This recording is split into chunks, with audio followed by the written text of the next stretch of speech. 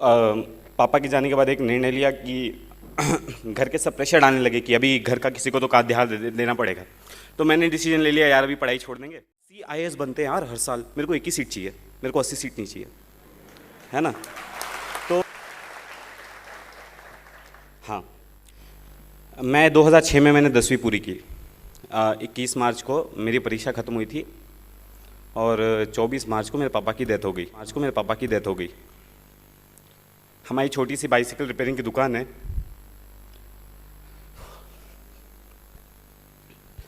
तो पापा के जाने के बाद एक निर्णय लिया कि घर के सब प्रेशर डालने लगे कि अभी घर का किसी को तो का ध्यान देना पड़ेगा।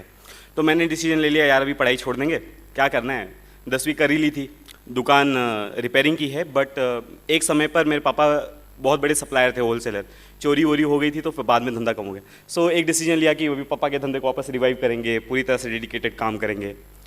और पढ़ाई छोड़ने का पूरा मन बना के मैं धंधे में आ गया। 1-1.5 महीना मैंने फुल तरीके से बिज़नेस बढ़ाने के लिए पूरा प्लान वगैरह कर लिया था। उसके बाद फिर रिज़ल्ट आया 10th का, तब मैं अपने स्कूल में टॉपर था। घर पे आया, सब रो रहे थे। अभी बहुत अजीब लग रहा है, मैं कल इतने इंटरव्यूज़ दी। तो मैं घर पे आया, मम्मी से बातचीत हो रही थी। फिर मम्मी ने तभी मेरे को पहले ही बोल दिया कि हम लोग सब काम करने वाले हैं, तू पढ़ाई कर। तो 11th और 12th ये 2 मेरी ज़िंदगी के अभी तक सबसे कठिन वर्ष रहे। मेरा उस समय शेड्यूल ऐसा था, मैं सुबह 7 बजे 6 बजे उठता था, निकलता था 7 बजे कॉलेज, 1 बजे वहाँ से 2 बजे से रात को 10 बजे तक मैं ट्यूशन्स पढ़ाता था। मेरी बहन स्कूल में पढ़ाती थी, ट्यूशन्स पढ़ाती थी। आता था 2 बजे से रात को 10 बजे ट्यूशन पढ़ाता था। 10 बजे रात को दुकान पे जाके हिसाब किताब करके दुकान बंद करके वापस घर पे आते थे। फिर रात को पढ़ाई, वही 12-1 बजे तक सोना। जैसे अभी शेड्यूल है वैसे तभी भी था। तो मेरी मम्मी उस समय दुकान चलाती थी। मेरी बड़ी बहन है मुझसे एक, वो स्कूल में पढ़ाती थी, ट्यूशन्स पढ़ाती थी। तो मेरा 11th-12th जो है पूरा इसी तरह से गया हुआ है। तो अभी मैं एक प्रसंग बताना चाहता हूँ। मैं 10th स्टैंडर्ड का रिज़ल्ट लगा था और मुझे एडमिशन लेने के लिए वो अभी डोनेशन लगता है ना, तो 10,000 रुपये, हमारे यहाँ एक ही कॉलेज है अच्छा जहाँ पे पढ़ाया जा सकता है। सो वहाँ पे 10,000 रुपये डोनेशन था, भरना था, पैसे नहीं थे। तो ऐसा मैं और मम्मी ऐसे दुकान पे बाहर बैठ के ऐसे चर्चा कर रहे थे। मैं बोला मम्मी को, मम्मी जाने दो, क्या करना है। मेरा मन वैसे भी बन चुका था, मेरे को दुकान करना है ना। सो मैं बोला मम्मी जाने दो, क्या करना है पढ़ाई करके, मैं 1 साल रुकता हूँ, अगले साल वापस से देखा जाएगा कुछ होगा क्या। और मम्मी वैसे ही मायूस बैठी थी। तो मेरे पापा का जो ट्रीटमेंट करते थे वो डॉक्टर में दुकान के सामने से जा रहे थे, वो अपने बच्चे का एडमिशन करवाने के लिए थे। और वो मुझे देख के रुके, वहाँ पे रुके। उन्हें पूछा क्या चल रहा है, तो मैंने पूरा बताया कि सर ऐसा ऐसा है, मैंने सोचा है मैं पढ़ाई नहीं करूँगा, है ना। तो उन्होंने अपनी जेब से तुरंत 10,000 रुपये निकाल के दिया, बोला ये लो, जाओ एडमिशन करवा के आओ। सेकेंड लिस्ट लगने को आधा घंटा बाकी था, तब मैं वहाँ पहुँचा, है ना। और बहुत रिक्वेस्ट की, लिस्ट बन चुकी थी सेकंड लिस्ट, है ना। बहुत रिक्वेस्ट की, ऐसा करके मेरा 11th-12th का एडमिशन हुआ। एडमिशन तो हो गया, 600 रुपये महीना फ़ीस है, क्या किया जाए। तो मैं जब पहले एडमिशन लिया तो मेरे दिमाग में बहुत चीज़ क्लियर थी, मैं पैसे भरने वाला नहीं हूँ, है ना। मैं बोला मैं जी तोड़ पढ़ाई करूँगा, मैं अच्छा मार्क्स लेके आऊँगा और मैं बाद में हमारे जो प्रिंसिपल हैं उनको मैं रिक्वेस्ट करूँगा कि मेरी फ़ीस माफ़ कर दी जाए। पहले ही महीने में मैं क्लास में, अभी भी जो लोग जानते हैं मेरी आवाज़ थोड़ी अच्छी है, मैं एक भी क्वेश्चन पूछ लो तो सब थोड़ी आवाज़ मजबूत लगती है ना। तो सारे टीचर्स इम्प्रेस हो गए और सबको पता चल गया था कि मेरे घर पे ऐसी सिचुएशन है। 2 साल की पूरी फ़ीस मेरे टीचर्स ने भरी है, मैंने 1 रुपया फ़ी भरा नहीं है 11th-12th। इसके बाद 12th का CET वगैरह दिया, ये सब के मैंने 1 रुपया मेरी पढ़ाई पे आज तक खर्चा किया नहीं है। मेरी मम्मी ने किया है, ऑफकोर्स बहुत कम किया है कंपेरेटिवली। मेरे को सबका, मेरे फॉर्म्स का पैसा कोई भर देता था, मेरे बुक्स का पैसा कोई दे देता था, ऐसा हुआ है। CET दी, CET में 180 मार्क्स आए 200 में से। ये हुआ कि एडमिशन लेना है। अब इंजीनियरिंग में अच्छा खासा पैसा लगता है, तो मम्मी ने 2 साल में पैसे जमा करके रखे थे, बहन कमाती थी, मेरी सैलरी थी। फर्स्ट ईयर का हो गया, बोला फर्स्ट ईयर में जाके 1 लाख रुपए का पूरा बजट था, 70,000 फीस, रहना खाना, 1 लाख रुपए का बजट था। बोला ठीक है, अपना फर्स्ट ईयर हो गया, एडमिशन ले लिया। अगेन सेम थिंग, मैंने बोला कि फर्स्ट ईयर का फ़ीस भर दिया, सेकंड ईयर का फ़ीस भरने का नहीं है, ठीक है।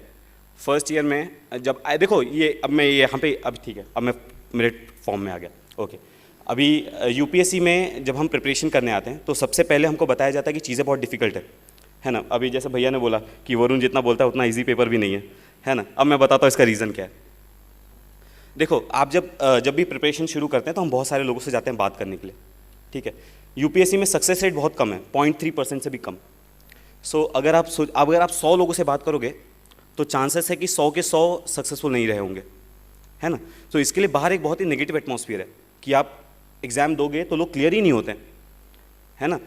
तो इसके लिए आपको लगता है कि कितना भी पढ़ लो आप क्लियर नहीं होगे, इसलिए आपको लगता है बहुत पढ़ना पड़ता है, इसलिए आपको लगता है कि यार बहुत डिफिकल्ट है। सो मैंने कभी ऐसा सोचा नहीं, मुझे पता था यार मेरे को 80 आईएएस बनते हैं यार हर साल, मेरे को एक ही सीट चाहिए, मेरे को 80 सीट नहीं चाहिए, है ना।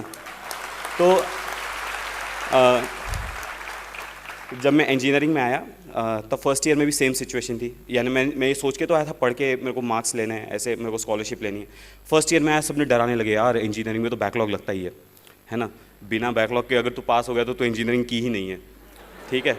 जो टॉपर लोग होते हैं वो अलग ही दुनिया के होते हैं। सो मैं थोड़ा सहम गया, लोगों ने क्लासेस वगैरह लगा लिए, सब्जेक्ट के लिए मैं क्लासेस लगा नहीं सकता था। तो मैंने फुल टाइम अच्छी तरह से मैंने बोला यार इनको हटाओ, मेरे को जो करना मैं वो करता हूँ, ठीक है।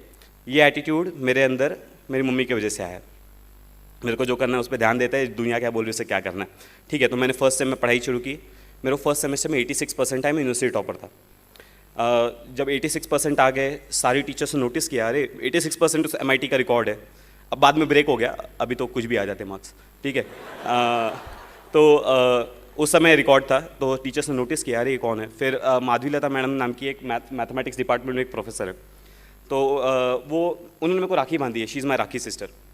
तो उन्होंने बुलाया, अरे वरुण क्या है। तो मैंने मैम को पूरा सिचुएशन घर की मेरी एक्सप्लेन की, और उन्होंने एक प्रोफेसर से लेकर डीन से लेकर डायरेक्टर से लेकर हर एक को मेरी सिचुएशन पहुंचा दी।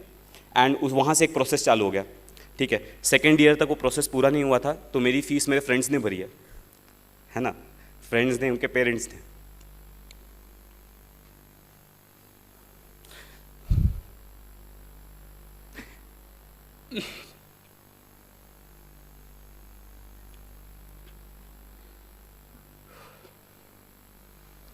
मेरा एक फ्रेंड शायद यहीं बैठा है, भी आया है, मैसेज आया था।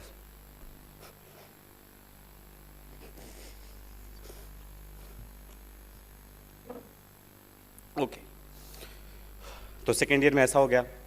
फिर थर्ड ईयर और फाइनल ईयर में वो फ्रीशिप मिल गई, मेरी इंजीनियरिंग ख़त्म हो गई। इंजीनियरिंग होने के बाद अभी ये सिविल सर्विसेज का भूत कैसे आया। अभी इंजीनियरिंग के बाद मैं यूनिवर्सिटी टॉपर हूँ, मुझे गोल्ड मेडल मिला हुआ यूनिवर्सिटी का। ऐसा था कि अभी इंजीनियरिंग के बाद क्या, जॉब वगैरह के लिए इंटरव्यूज़ दिए, जॉब्स लग गई। मेरे को बहुत 5-6 जगह से अभी भी ऑफर्स हैं, मतलब स्टैंडिंग है। बोला कि अभी भी आपको आना है, आप कॉल करो, आ जाओ, ठीक है। सो प्लेसमेंट अच्छी हो गई थी, लेकिन हमको भूत सिविल सर्विस का तब तक चढ़ चुका था। कैसा हुआ, मैं 2011 में अन्ना हज़ारे का मूवमेंट शुरू हुआ। अन्ना हज़ारे का मूवमेंट शुरू हुआ, मेरे दोस्त लोग काफ़ी अच्छे हैं, है ना। तो हम लोग ऐसे चर्चा करते रहते थे, यार क्या चल रहा है दुनिया में, है ना। तो ऐसे अन्ना हज़ारे का सारे बोलते थे यंगस्टर्स को आगे आना चाहिए, कुछ तो देश के लिए करना चाहिए। तो हम लोग बोलते हैं यार ये क्या है, कुछ करना चाहिए क्या अपने को, ऐसे, है ना। तो हुआ कि हाँ यार ठीक है, सोचते हैं कुछ करते हैं। तो सबसे पहले सोचा था कि अपने स्टडीज़ से रिलेटेड ही कुछ करेंगे, कुछ अच्छा प्रोजेक्ट बनाएंगे जो सबको हेल्प हो सके। तो बी में प्रोजेक्ट लिया, लेकिन वो सक्सेसफुल नहीं हुआ। तो बोला यार प्रोजेक्ट का तो वाट लग गया, ठीक है। तो हुआ कि और कुछ करते हैं। तो मैंने सबसे पहले मेरे को कॉर्पोरेट सेक्टर में जॉब मिली थी। तो मैंने बोला यार कॉर्पोरेट में नहीं जाते हैं, हमको अपने टेक्निकली रहना है, हम पब्लिक सेक्टर में जाएंगे। पब्लिक सेक्टर की तैयारी, मतलब गेट वगैरह की, मैंने गेट थर्ड ईयर में दी थी, मेरा रैंक 384 आया। फाइनल ईयर में दी 143 आया। बोला यार अब तो सेट है, IIT मिल रहा है, सब मिल रहा है, किसी भी कंपनी में जॉब मिल जाएगा। ये PSU का जॉब मिल गया, तब मैं कुछ लोगों से मिलने गया, है ना, ऐसे ही चर्चा करते करते। तो उन्होंने बोला यार तू टेक्निकली इतना अच्छा है ना, you are so good, you are so bright, why don't you give IES, engineering services. अब मैंने सिलेबस देखा, बोला यार ये तो अपना ठीक है, हो जाएगा, कोई दिक्कत नहीं है। तो इंजीनियरिंग सर्विस की तैयारी शुरू करते हैं। तो अभी तक मेरी ग्रेजुएशन कंप्लीट हो गई थी, ठीक है। मैंने गेट दे दी थी और I was about to take admission. तो मैंने बोला यार इंजीनियरिंग सर्विसेज करते हैं, PSU छोड़। तो मैंने PSU को नहीं लिया, मैंने इंजीनियरिंग सर्विस की तैयारी शुरू की। 3-4 महीना मैंने वो किया, ठीक है। 3-4 महीना वो किया, तब लोगों से बातचीत चालू ही रहती है, आप वैक्यूम में जाके पढ़ाई नहीं शुरू करते, है ना। सो आप लोगों से बातचीत करते। तो किसी ने मेरे को सजेस्ट किया यार तू इतना ब्राइट है ना, तू इंजीनियरिंग सर्विसेज क्यों कर रहा है, तू सिविल सर्विसेज देख, है ना, वो तो और बड़ी पोजीशन है। तो मैंने बोला हाँ यार ये भी सही है ना। तो सिविल सर्विसेज का देखते हैं क्या है। तो पहले तो उठाया हिस्ट्री ज्योग्राफी, कुछ नहीं समझा। मैं बोला यार ये तो सर का दर्द है ना। तो उसके बाद मैंने बोला करेंगे। तो मैं एक जन से मिलने गया था। अब मैं यहाँ पे दूसरा रीज़न बताता हूँ हम क्यों पीछे रह जाते हैं। मैं एक जन से मिलने गया था, वो बोल रहे थे कि यार यूपीएससी में जो पास होते हैं ना, ये तो 30 मार्क खान होते हैं, है ना, मतलब ये। तो देखो जब आप खुद को सब स्टैंडर्ड समझने लगते हो कि यार वो 30 मार्क खाने में सब स्टैंडर्ड हूँ, है ना, एक्स्ट्रा ऑर्डिनरी और सब स्टैंडर्ड में कभी कॉम्पिटिशन नहीं होता, ठीक है। अगर आप खुद को सब स्टैंडर्ड मान लिए हैं तो आप कभी एक्स्ट्रा ऑर्डिनरी से कम्पीट ही नहीं कर सकते, है ना। तो मैं जब उनसे मिलने गया था तो मैंने उनको बोला था कि वो होगा 30 मार्क खान, मैं भी 30 मार्क खान हूँ, ठीक है। तो हम दोनों, तो आपका जो हमारे यहाँ बाहर का एटीट्यूड होता है ना, अभी मेरे को 2-3 दिन से इंटरव्यूज़ लेने जो आ रहे हैं ना, वो पूछते हैं कि आपका बैकग्राउंड है, हाँ आप तो बहुत ब्राइट हो, लेकिन जो 50-60s वाले हैं उनका क्या, है ना। तो मैं उनको बोलता हूँ 50-60s वाले अगर खुद को 50-60s वाले और हमको ब्राइट समझने लगेंगे तो हमसे कम्पीट ही नहीं कर पाएंगे, ठीक है। तो 50-60s वाले हैं वो, उनकी एग्जाम के लिए 50-60s वाले, सिविल सर्विसेज के लिए सब इक्वल्स हैं, ठीक है। अगर ऐसे एटीट्यूड से, अगर आपके अंदर भी अभी कोई ऐसा बैठा होगा जिसको अभी लग रहा होगा यार वरुण सामने बैठा है, ये बहुत ब्राइट है, यूनिवर्सिटी टॉपर है, इसके लिए सेलेक्ट हो गया, तो अगर आप ऐसे एटीट्यूड से अभी यहाँ बैठे हैं तो आप शायद स्टेज पर कभी नहीं आ पाएंगे, ठीक है। तो आप पहले ये एटीट्यूड छोड़िए, जो पास होते हैं वो बहुत भारी है। तो मैं ये सेम एटीट्यूड सिविल सर्विसेज के लिए भी था। जो लोग मेरे को बोलते थे बहुत भारी है, तो मैं बोला यार ठीक है अपन से भी हो जाएगा। तो अभी सिविल सर्विसेज का डिसीजन लिया, ये तब दिसंबर का टाइम आ गया था, दिसंबर 2012, ठीक है। अब मेरी ज्वाइनिंग जनवरी में थी। मम्मी, घर का फाइनेंशियल कंडीशन ठीक नहीं था, तो मम्मी बोल रही थी यार अब तो जॉब करना है, अब मैं थक गई हूँ, मेरे को पैसे चाहिए अभी, और मेरे को सिविल सर्विसेज का भूत चढ़ा था। तब मैं 10-15 दिन मेरी मम्मी मेरे से बहुत नाराज़ थी, बोलती नहीं थी, बातचीत हमारी होती थी, लेकिन वो आपको समझता है, राइट। मम्मी और बेटे का एक कनेक्शन होता है, आपको समझने लगता है कि आपकी मम्मी आपसे नाराज़ है। लेकिन तब तक मेरी ज्वाइनिंग की डेट जा चुकी थी, मम्मी भी कुछ कर नहीं सकती थी, तो मम्मी ने भी फिर मेरे को सपोर्ट किया। बाद में मेरी मम्मी ने मेरे को फुल सपोर्ट किया किसी भी तरीके से। अब आ गया जनवरी का टाइम। जनवरी 2013 मैंने डिसीजन लिया कि मुझे सिविल सर्विसेज करना है। जनवरी 2013 मैंने प्रिपरेशन शुरू की।